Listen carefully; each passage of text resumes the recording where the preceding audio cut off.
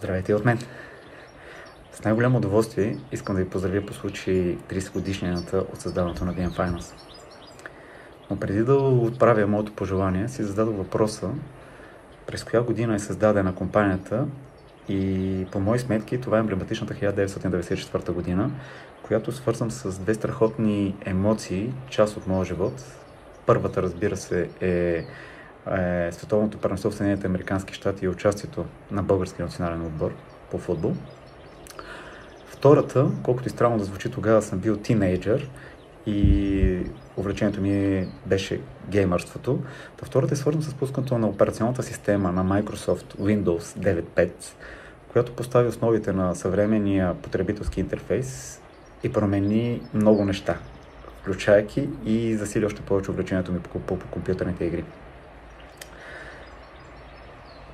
От днес, тази дата и тази година ще я свързвам с трета моя емоция, така наречената VM Finance. Защо казвам, че VM Finance е трета моя емоция? Защото последните 9 години от моя професионален живот, или 30% от тези 30 годишни, които празнуваме днес, съм имал огромното удоволствие да споделя заедно.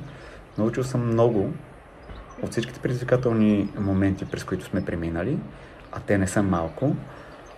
Имал съм прекрасни моменти, изпълнени със смях и не само. Имало и предизвикателства, които винаги сме преминавали успешно. Също така спокойно мога да кажа, че създадох и много приятелства.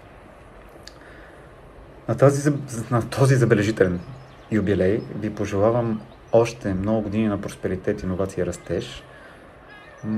Продължавайте да вдъхновявате и да сте пример за цялата индустрия, защото вие сте значителна част от нея. Нека вашия успех се умножава и да бъдете все така уважавани и признати за вашите постижения. Честита 30 годишнина, нека следващите десетилетия бъдат още по-успешни и плодотворни. Успех и благодарности!